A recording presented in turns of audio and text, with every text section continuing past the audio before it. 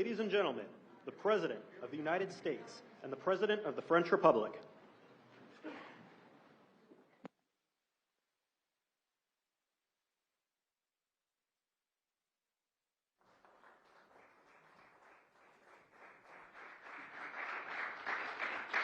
Well, thank you very much, everyone. Great honor to be here with my friend. I'm delighted to welcome President Macron back to the White House. We've been together quite often, but not that often in the White House. We honored the President, First Lady of France, not so long ago. There was a beautiful evening, and we will not soon forget it. It was a beautiful day and evening, and many fond memories. I also want to thank Emmanuel for hosting me in Paris last December after a historic election win to witness the reopening of the spectacular Notre Dame Cathedral, where you did an outstanding job in bringing it back together. That was a sad day watching that burn, and 5 years later you had it up, and it was they say more beautiful than it was before, so I think that's a great achievement. That was not easy. France is America's oldest ally. Our cherished partnership has been a force for freedom, prosperity, and peace from the very beginning. We're now working on some very interesting developments. One in particular, as you know, the war between Russia and Ukraine. In the American Revolution, French support helped us to seize our destiny as an independent nation. In the First and Second World Wars, our citizens shed blood together on the battlefields of Europe. And I'll never forget joining President Macron 6 years ago on the 75th anniversary of D-Day. That was some day. The purpose of our meeting today is to end another battle, a really horrible one, a war, something that we haven't seen since the Second World War, that is ravaging European soil, the deadliest and most destructive conflict that one can imagine. I've seen the pictures, I've seen the satellite photos and lots of other photos, and it's a horrible thing that's happening. Thousands of people are dying a week. This very day is the third anniversary of the invasion of Ukraine, which would never have happened if I was president. That was not going to happen. The horrors of this gruesome and bloody war can scarcely be overestimated. Hundreds of thousands of people, Russians and Ukrainians in particular, have needlessly died. An entire generation of Ukrainians and Russian men has been decimated. 1,000-year-old cities have been turned into rubble. Those beautiful spires that you used to see there, they were most beautiful in the world, they say, are lying in heaps of rubble, blasted to smithereens. It's time to end this bloodletting and restore peace, and I think we're going to do it. We've had some great conversations, including with Russia. Since my return to the White House, we've made more progress toward that goal in 1 month than occurred in the past 3 years. And I've spoken with both President Putin and President Zelensky. And again, a lot of good things toward peace are happening, moving it, I think, pretty quickly. Last week, Secretary of State Marco Rubio, National Security Advisor Michael Waltz, and Special Envoy Steve Witkoff conducted successful talks in Saudi Arabia with the delegation from Russia, and I'd like to thank the Kingdom of Saudi Arabia and the King and Mohammed, great people. They're really working hard to get this done. Our focus is on achieving a ceasefire as soon as possible and ultimately a permanent peace. My meeting with President Macron today was another important step forward in that sphere, because he's been very much involved right from the beginning in trying to get it over with, and we're going to get it done. I believe that Emmanuel agrees with me on many of the most important issues. Chief among them is this is the right time. It may be the only time. You know, that's a very interesting and horrible situation, and that could evolve into a third world war. We're not going to let that happen. Should have never started, but it did. And what a mess, what a horrible, bloody mess. I'm also pleased that President Macron agrees that the cost and burden of securing the peace must be borne by the nations of Europe, not alone by the United States. And Europe must take that central role in assuring long-term security of Ukraine, which they want to do. And that's not a very big step. A big step is what's going to happen over the next few weeks. The United States has put up far more aid for Ukraine than any other nation. Hundreds of billions of dollars. We've spent more than 300 billion, and Europe has spent about 100 billion. That's a big difference, and at some point we should equalize. But hopefully we won't have to worry about that. We have other things happening that maybe take that out of the realm of necessity. And while we've given vast amounts of military aid and money in form of grants, much of Europe's contribution has been economic relief structured as loans for which they'll be repaid. Like the Europeans, I believe that taxpayers in the United States also deserve to recoup the colossal amounts of money that we've sent. The previous administration never even thought of that. They didn't think of a lot of things, like why did they let it start in the first place? That is why we must have an agreement with Ukraine on critical minerals and rare earths and various other things as security. And I think that that's happening. I think we've made a lot of progress. I had a report just given to me before walking in that we've made, Emmanuel, a great deal of progress toward getting that. I've been elected by the American people to restore common sense to Washington and indeed to the world. And I believe strongly that it's in the best interest of the United States, the best interest in Europe, the best interest of Ukraine, and indeed the best interest of Russia to stop the killing now and bring the world to peace. My administration is making a decisive break with the foreign policy failures of the past administration and, frankly, the past. I ran against a very foolish foreign policy establishment, and their recklessness has led to the death of many, many people. Under our administration, we're forging a new path that promotes peace around the world. And when I left office for the first administration, first term, we had no wars, we had no problems. We didn't have October 7th with Israel. We didn't have Russia and Ukraine going at it. We didn't have the problems in other parts of the Middle East. We didn't have inflation. It was a whole different world. And you know what else we didn't have? Millions of people pouring through our borders, many of them criminals released from other nations and put right into our land, murderers and drug dealers, gangs. We didn't have any of that. It's a different time, but now we have it and we're fixing it. We'll fix it all up. We'll get it done as quickly as possible. And we've made a great deal of progress. People are saying it was the best month for a president in our country's history. I hope that's right, but I feel it's right. We've done a lot of things in a very short period of time, 4 weeks.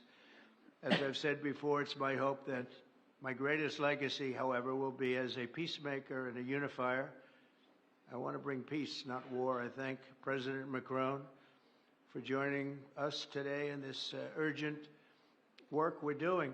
And we have some wonderful people up front right here that have worked so hard. Steve Witkoff, thank you very much. And Michael Waltz, thank you. Scott, thank you very much. And JD, thank you. They've really done a job. They worked very hard. It's a real passion to get this war ended. And I'd like to now invite Emmanuel to say a few words, and then we'll take questions. And again, Emmanuel, it's a great honor to have you with us at the White House. Thank you very much, please. Thank you, Mr. President. Thank you, dear Donald. Ministers, ladies and gentlemen, mesdames et messieurs, je vais dire quelques... Ladies and gentlemen, I'll be saying a few words in French. Thank you very much, Mr. President, dear Donald, for your hospitality and for this visit. As you mentioned, we have had the opportunity to meet over the past few years. Since your first term, we've been able to discuss matters in Paris and also here at the White House, and it has always been a great joy to do that, and I would like to commend you. And thank you, Mr. President, for extending this friendship to France and taking part in the ceremony at Notre Dame that you mentioned before. It was a great honor for the French people to reopen the cathedral to the rest of the world, and your presence was a testament to that friendship. As the President said, this friendship dates back to the Revolutionary War since the beginning of the United States. And whenever we've needed to, we've been able to come together and be on the right side. We've been able to be united to defend peace and sovereignty, namely in the two world wars that marked the 20th century, from Lafayette to Pershing and to the many Americans who landed on Omaha Beach. And we spoke earlier before, and you mentioned that one of those gentlemen was able to visit you here, one of the veterans. This is part of history which puts us in the world that we are in today. And as the President just said, there are many challenges in this world. And over the past few days, we have one main objective, which is the geopolitical situation. Mr. President, I really wish to thank you for making changes to your schedule to meet with us so quickly. I think we've made very substantive steps forward during our discussions, and this is a major step in what we're experiencing today.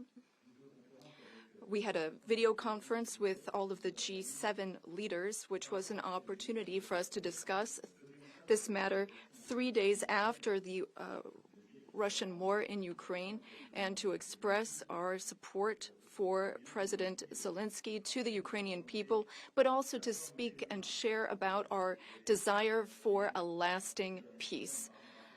This is what we have spoken about very forcibly over the past few weeks. We thought that this war was only going to last a few weeks when it broke out in 2022. We admire greatly the courage of the Ukrainian people. And Mr. President, I wish to thank you for this.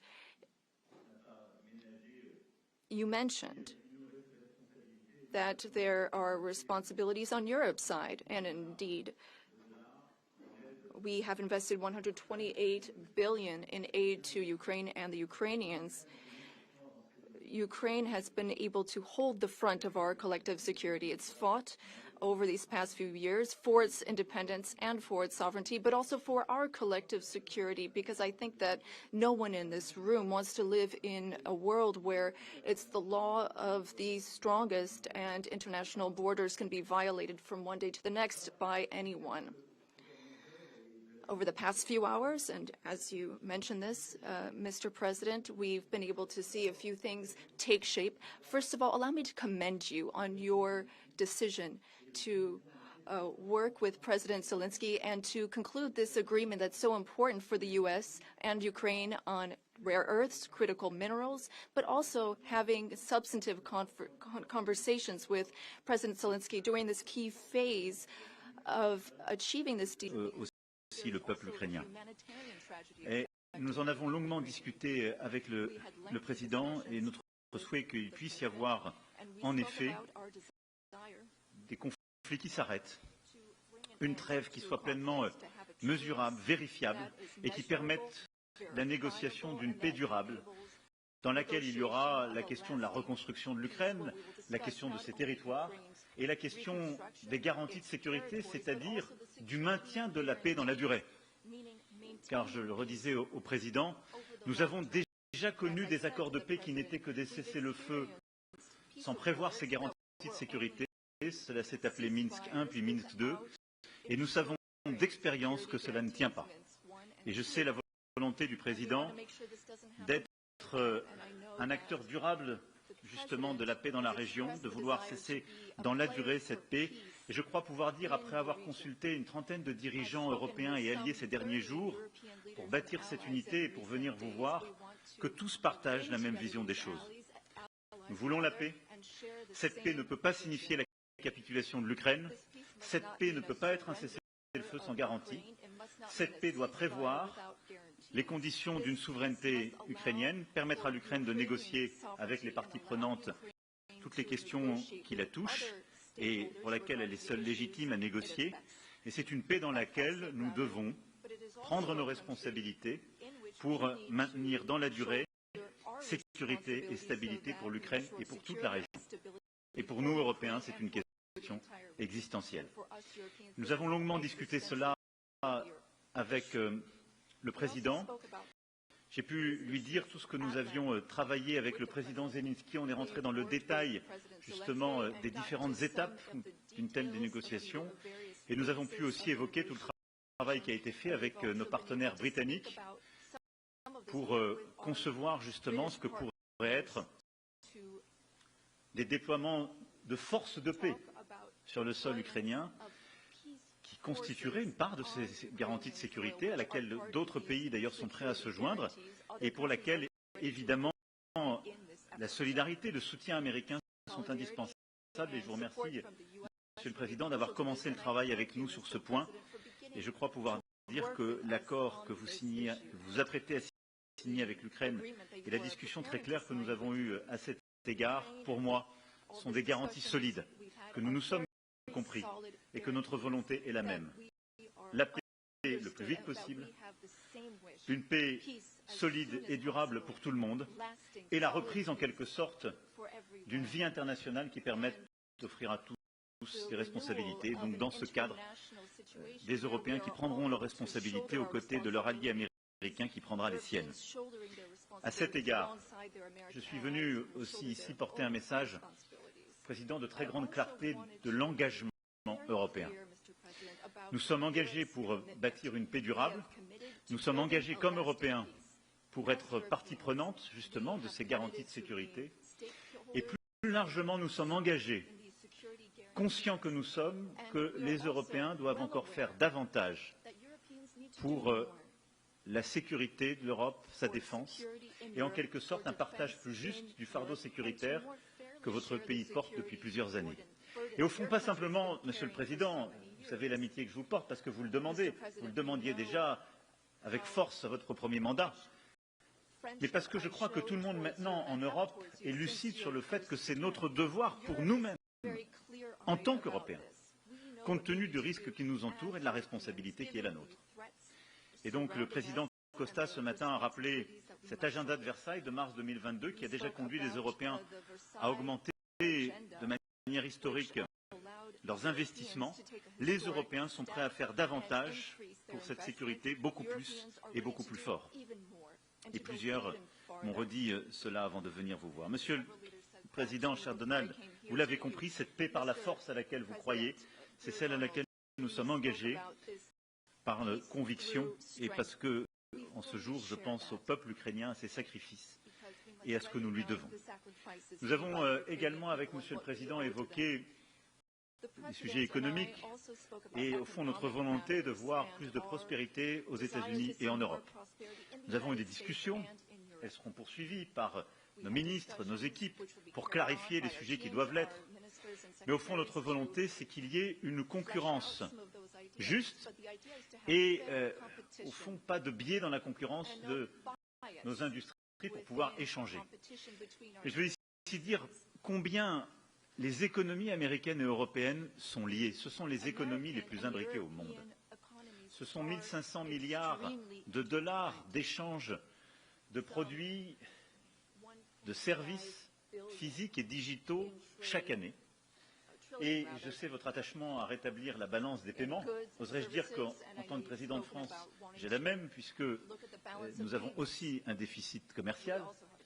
J'essaie aussi de faire valoir qu'il fallait regarder pas simplement les biens et produits, mais les produits numériques pour lesquels vous êtes un très grand exportateur. Et au fond, la solution, c'est de nous réengager sincèrement vers une concurrence justement qui soit équitable et la volonté d'avoir des échanges plus fluides et encore davantage d'investissements. Vous êtes un très grand investisseur en France. Nous sommes le 5e investisseur, nous, France, pas simplement l'Europe, dans votre pays. Et je souhaite qu'on fasse davantage de part et d'autre. Et je veux saluer d'ailleurs tous les investisseurs américains qui ont fait partie des grandes annonces pour l'intelligence artificielle il y a quelques jours à Paris, où 120 milliards de dollars d'investissement ont été annoncés en intelligence artificielle pour notre pays. Au-delà du lien transatlantique, c'est notre volonté d'avoir en effet plus de prospérité. Je suis convaincu qu'il y a au fond un agenda positif derrière tout cela. Enfin, nous avons ensemble évoqué plusieurs sujets sur le Proche et Moyen-Orient.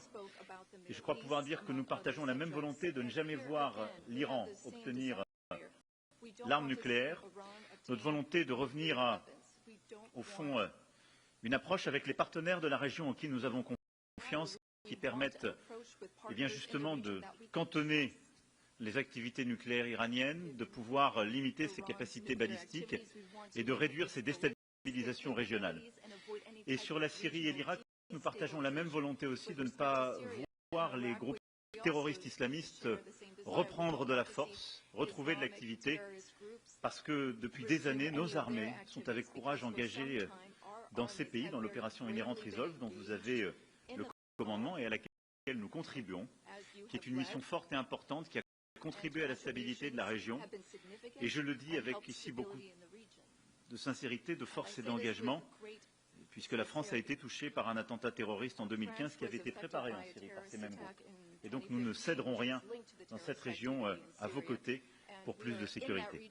Voilà, mesdames et messieurs, en tout cas nos échanges ont été extrêmement fructueux, à la fois ce matin à l'issue de notre visioconférence et à l'instant avec le vice-président, les ministres et nos conseillers.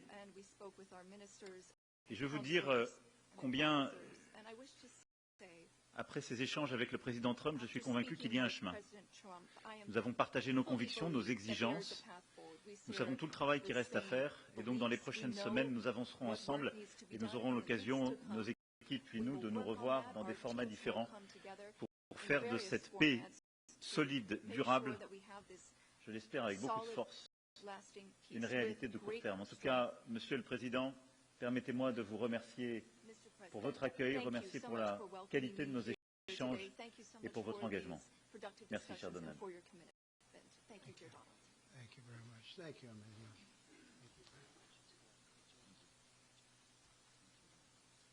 Okay. Thank you very much. Brian, would you like to ask a question? Go ahead. Welcome, President Trump.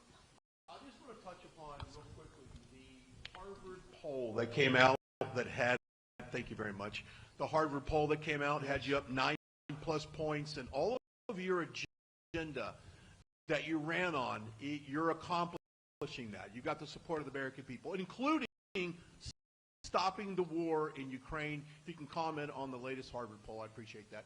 Well, I was honored by it. It was a big poll, and it's usually a poll that leans on the other side of things, the other side of the world, so to speak.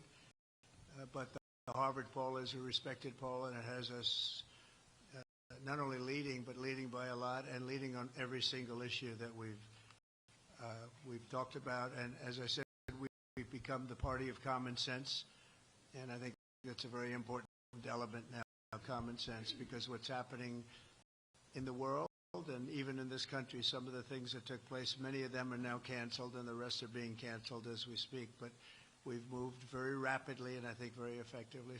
So I was honored by that poll. Thank you very much. Appreciate it. Go ahead, please. Go ahead. Mr. President, you said before that you would like to see Russia. Yes. Go ahead.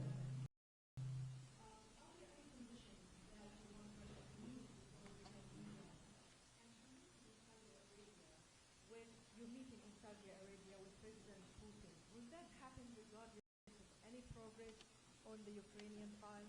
Yeah, I think the meeting in Saudi Arabia was a fantastic one. We met with the Crown Prince, who's a fantastic young guy. He's young, but with great imagination and tremendously respected all over the world. And he goes right to the king, and the king is incredible.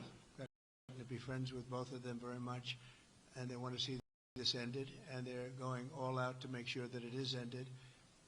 I think Russia, likewise, I've spoken to President Putin, and my people are dealing with him constantly, and his people in particular, and they want to do something. I mean, that's what I do. I do deals. My whole life is deals. That's all I know is deals, and I know when somebody wants to make it and when somebody doesn't. I will say this, before I came here, there was no communication with Russia whatsoever, and Russia wasn't answering calls. They were not talking to anybody. They wouldn't talk to anybody, and people sort of accepted that as being that they want to go forward and just keep going without stop. But when I got here, one of the first calls I made was to President Putin, and we were treated with great respect, and they want to end this war. So that's a big thing, because I didn't know if I could say that, but it's a big thing. They want to do it, and the group in the front row that I introduced, they're all very active in it, and we're working on deals right now, transactions right now, and in particular, the big one is to get the war stopped, whether it's ceasefire or direct to an agreement. I'd like to go directly to an agreement, but ceasefire will always happen a little bit quicker, and every day you're saving thousands, or at least hundreds, but thousands in some cases lives, so we want to see if we can get that done very quickly. Yes, for the President, please. Thank you. Correspondent based in Paris. Question for both of you, actually. Mr. Macron, you were one of the last Western leaders to speak to Putin before Ukraine's invasion. What advice, what recommendation could you make to President Trump to make sure that this time you can get strong enough guarantees from Putin to get a peace deal that lasts this time? And Mr. President Trump, what makes you think you can trust Putin in those negotiations? Thank you. Look, I will never give any advice to President Trump. We have friendly and trustful discussion, but my experience with President Putin is the following. Number one, I always think it's good to have discussion with other leaders, and especially when you disagree. I stopped my discussion with President Putin after Bucha and the war crimes because I considered that we had nothing to get from him in that time. Now there is a big change because there is a new U.S. administration. So this is a new context. So there is good reason for President Trump to re-engage with President Putin. But my experience is the following, and I shared it with President Trump. This is negotiated peace with President Putin. But because of the lack of guarantees, and especially security guarantees, President Putin violated this peace. And I had several discussions, especially at the beginning of 2022, several times, 7 hours with President Putin, 15 days before the launching of the attack. He denied everything, but we didn't have security guarantees. So this is why being strong and having deterrence capacities is the only way to be sure it will be respected. And I insisted on that, and this is why I believe that the US has the capacity to do so. And this is why I think we should never say, I will never send any boots on the ground, because you give a blank check to violate any type of commitment. So I think it's good to have discussion. I think it's useful to have negotiation. I think it's super important to go to the peace. But my strong point was to say, let's try to get something first which can be assessed, checked and verified. And let's be sure that we build sufficient guarantees on the short run. And this is where we are ready to be engaged. As for France, a lot of my European colleagues are ready to be engaged. But we do need this American backup, because this is part of the credibility of the security guarantees. And this is our collective deterrence capacity. And I have the feeling that the President has this capacity. I think it's very much to the benefit of Russia to make a deal. And I feel that we'll do that. It is what it is. Again, it's a war that should have never been started. It's a war that would not have been started if I were president. But it did start, and it's at a terrible level where cities are are burned down and shot down to the ground. It looks like demolition sites, a whole big pile of demolition sites, and we got to get it stopped. Too many people, too much agony. The whole culture is destroyed when you rip down some of those ancient, really ancient or near ancient buildings. It's so sad to see. But I think it's very much to the benefit of this tremendous distrust on both sides. That's why it's good that I'm coming in now. But I think it's to the very much benefit of Russia to make a deal and to go on with leading Russia in a very positive way. That's what you have to do. But I really believe that he wants to make a deal. Maybe wrong, but I believe he wants to make a deal. Yeah, go ahead, please. Next week, there's a key deadline for your Canada and Mexico tariffs. Do you expect those will go back on, or do you believe those countries have done enough on the border to stop those from taking effect? And for President Macron, I'm wondering if you believe that this critical minerals deal with Ukraine represents a de facto security guarantee by the United States, since the U.S. would have an interest in protecting those reserves in Ukraine. Thank you. We're on time with the tariffs, and it seems like that's moving along very rapidly. We've been mistreated very badly by many countries, not just Canada and Mexico. We've been taken advantage of. We were led by, in some cases, fools, because anybody that would sign documents like they signed, where they were able to take advantage of the American people, like has happened over the last long period of time, except for a little 4-year period that took place 4 years ago. But anybody that would agree to allow this to happen to our country should be ashamed of themselves. No, the tariffs are going forward on time, on schedule. This is an abuse that took place for many, many years. And I'm not even blaming the other countries that did this. I blame our leadership for allowing it to happen. I mean, you know, who can blame them if they made these great deals with the United States, took advantage of the United States on manufacturing, on just about everything. Every aspect that you could imagine they took advantage of. I look at some of these agreements, I'd read them at night, and I'd say, who would ever sign a thing like this? So the tariffs will go forward, yes, and we're going to make up a lot of territory. All we want is reciprocal. We want reciprocity. We want to have the same.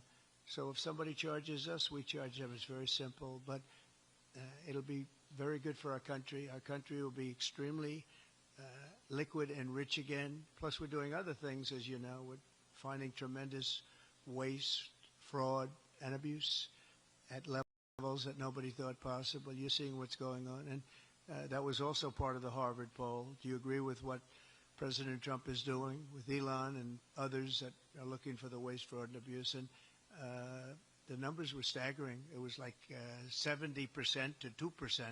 Everybody wants to find out. They don't like it. And, you know, the radical left or whoever it may be starts screaming about the Constitution, but it has nothing to do with the Constitution. It has to do with fairness to this country. It has to do with being ripped off. And when you read the things that all of these billions, and I mean many billions, hundreds of billions of dollars have been spent on, that's all you have to do is stand up here and read them. I could stand up all day and read the kind of things where we're spending all of this money. The good news is that when you think of how rich a nation we can be when we get rid of this, you know, sometimes you'll buy a company and you'll see it was really well run. They accounted for every penny. Well, not much you can do there. You got yourself a bad deal. This one is the exact opposite. Tremendous fraud, tremendous waste. And when you think of what it is, you know, Elon uses an expression, caring.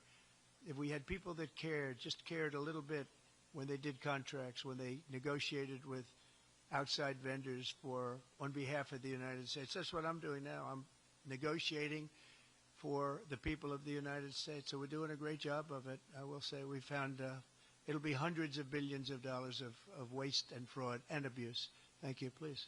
Look, I think this discussion is a very important one. First, because it's important for the U.S., and it will be a good occasion for a first very important meeting between President Trump and President Zelensky. Second, I think there is a lot of economic upside for on both sides. And third, de facto, there is a recognition of Ukrainian sovereignty, a recognition of the Ukrainian interests, and this is de facto a very important alignment of interests. Now the security guarantees will be negotiated in due time in a full-fledged package of a peace security. But this peace, as it is now written and negotiated, and as this meeting is scheduled, is an important step forward, full-fledged peace agreement.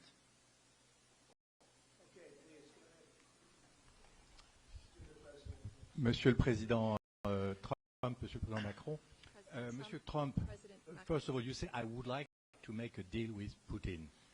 So when you do a deal, it's a win-win deal. What are you giving to him, and what is he going to give you, to America? And I was impressed by the way you referred to Notre Dame, and that you were impressed by the reconstruction of Notre Dame. A lot of Americans have sent money to Paris to participate to the reconstruction of Notre Dame. As a President of the United States, are you going to contribute to the reconstruction of Ukraine? Et Monsieur le Président Macron, quelle est pour vous la principale avancée de votre entretien avec Donald Trump? Et pouvez-vous nous confirmer qu'il y a effectivement un accord pour envoyer des troupes européennes de maintien de la paix? Est-ce que la France va le faire? Combien d'hommes? Pour faire quoi? Et est-ce que ce n'est pas un grand danger d'envoyer des troupes françaises ou européennes en Ukraine? Merci. Well, I guess it's a little strange question because you ask whether or not we're going to, on behalf of the United States, contribute to Ukraine. I mean, we're in there for about $350 billion. I think that's a pretty big contribution. I do appreciate the first part of your question, however, because I think they've done an incredible job with the Cathedral of Notre Dame. I think the President has done. I know he headed it up, and I know how hard he worked, and it took a period of time, but really not a long period of time considering what that was, so delicate, so beautiful. And I was there, and I saw the work, and I'm very good at construction. I know good construction. I know bad construction. They did a beautiful job, and this man has to be given a lot of credit for that. It's an incredible cathedral. Most people thought it couldn't be saved, and if it was, it would have to be built in a different form, and we didn't want to see a different form. We want to see the same form that you built. So I just want to congratulate you. That was an amazing job. I don't think you've gotten enough credit for it. Someday you will. Someday you will. Thank you, Donald. Merci beaucoup. Pour revenir à votre question, je considère que la discussion d'aujourd'hui a été marquée par plusieurs avancées. D'abord, la confirmation, c'était une des choses importantes pour nous. Ça fait partie de tout le travail qu'on a mené aussi avec le président Zelensky pour essayer de bâtir une proposition d'action qui soit acceptable pour l'Ukraine. Le fait que le président Trump a confirmé qu'il allait rencontrer rapidement le président Zelensky pour finaliser l'accord sur les minerais critiques et les terres rares et pour avoir une discussion d'ensemble dans ce contexte. Ça, je pense que c'est un point très important. La deuxième chose, nous avons, dans le cadre de la discussion, nous sommes rentrés dans le détail la proposition d'action que nous venions faire de comment la paix ou en tout cas une trêve des éléments concrets mesurables pouvait être organisée et comment ensuite on pouvait structurer la discussion. Et donc la France, plusieurs autres pays européens, l'Ukraine sont évidemment maintenant au travail pour pouvoir bâtir ce qui est cette paix durable avec des éléments très concrets dans lesquels il y aura justement les garanties de sécurité, les questions territoriales qui appartiennent totalement à l'Ukraine, la question de la reconstruction, la question du potentiel économique et des minerais rares. Donc là-dessus, on a pu discuter en détail de ces propositions d'action. Puis, troisième avancée qui est pour moi vraiment un des acquis de notre discussion d'aujourd'hui et qui marque un tournant, c'est la précision avec laquelle nous avons parlé des garanties de sécurité. Et je pense que le président a eu lui-même tout à l'heure et encore aujourd'hui, à l'instant, des mots très clairs. Il veut la paix. Nous voulons la paix, on est totalement d'accord. Nous voulons un deal rapide, mais pas un accord qui soit fragile. Et le fait qu'il y ait des Européens qui soient prêts à s'engager pour apporter leur réponse à ces garanties de sécurité, et qu'il y ait une clarté maintenant du message américain sur le fait que les États-Unis d'Amérique comme alliés était prêt à apporter justement un soutien, une solidarité à cette approche est pour moi un tournant. Et c'était un des acquis de ce déplacement et de nos discussions. Pour ce qui est des troupes, je vais ici clarifier les choses. On a pu par le passé, en particulier il y a un an, à des fins qui étaient à mes yeux pleinement légitimes, évoquer la possibilité d'envoi de troupes dans un contexte de guerre. C'était pour recréer de l'incertitude stratégique. Là, quand on parle de troupes, on en parle le lendemain de la négociation d'une discussion de paix durable. Et donc, une fois qu'il y a une paix solide, durable, négociée, signée par l'Ukraine et la Russie, dont nous serons collectivement les garants, la France a travaillé avec le Royaume-Uni ces dernières semaines pour dire nous, on est prêts à contribuer. Et donc, on a eu un plan qui a été discuté entre nos entités militaires pour dire nous, on est prêts, pas d'aller sur le front, pas aller dans des territoires contestés ou occupés, mais à marquer notre soutien pour nous assurer que la paix telle que négociée, signée par les deux parties, est bien préservée. Et donc, ce sont des déploiements, si je puis dire, totalement pacifiques, non engagés dans des combats, mais qui sont, si je puis dire, des déploiements de force de garantie. Elles seront, par définition, limitées, mais elles marquent une solidarité. J'ai échangé, je vous l'ai dit, avec tous nos alliés. Il y a plusieurs pays, européens et non européens, qui sont prêts à participer à cet effort. Les uns en continuant à aider l'armée ukrainienne, à maintenir ses capacités, à être dans la durée en termes de nombre de soldats ou en termes d'équipement. Les autres, par la logistique ou les capacités sur le terrain, d'autres aussi à venir à nos côtés. Leur question à tous, c'était est-ce que c'est d'accord avec les États-Unis d'Amérique? Et le président a eu des mots très forts tout à l'heure pour dire oui, et pour même d'ailleurs nous apprendre que dans les discussions qui étaient en cours avec la Russie, c'était acceptable dans les échanges qu'il y avait eu avec la Russie. Et donc ça, c'est une avancée très forte, et donc ça veut dire que les Européens prennent dans ce contexte leur part du fardeau, puisque on s'engage, on avance, qu'on garde ce qui est la force de notre alliance à travers les décennies, qui est notre solidarité et du coup la capacité de dissuasion que nous avons ensemble. Et donc non, ça n'est pas dangereux parce qu'en fait, qu'est-ce que ça signifie? Qu'il y a un accord qui va être signé par l'Ukraine et la Russie, qui a été déclenché par le président Trump, dont nous sommes les garants, et qu'en quelque sorte, si la Russie venait à le violer, elle rentrerait de facto en conflit avec tous ceux qui se sont engagés dans un processus de paix. Et ça, c'est un changement. Ça n'a jamais existé ces dernières années. Ce n'est pas ce qu'on avait fait en 2014. Et donc, c'est ça la vraie rupture. C'est d'avoir quelque chose de solide avec la capacité de dissuasion américaine, la capacité d'engagement des Européens, et quelque chose qu'on va justement organiser ensemble. Voilà. Donc, ce n'est pas dangereux, mais c'est crédible. Et ça nous semble moins dangereux que des choses qui iraient beaucoup plus loin en termes juridiques. Et ça nous semble ce que nous devons faire pour garantir la sécurité. Et je vais vous le dire ici très clairement, c'est la sécurité aussi des Européens dont il s'agit.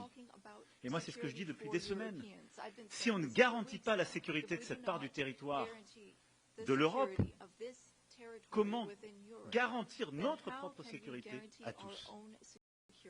Nous vivons à 1500 km de l'Ukraine, nous Français. Et c'est encore plus près quand on est évidemment polonais ou allemand. Donc c'est notre engagement pour la sécurité collective. Et en quelque sorte, c'est répondre aussi à l'appel qui nous est fait. Vous devez, vous, être Européens, être davantage engagés. Mais nous, Américains, nous restons en solidarité. On le fait en Ukraine et on doit le faire aussi pour notre sécurité collective. Mais la clarification qu'on a eue aujourd'hui, pour moi, est un tournant.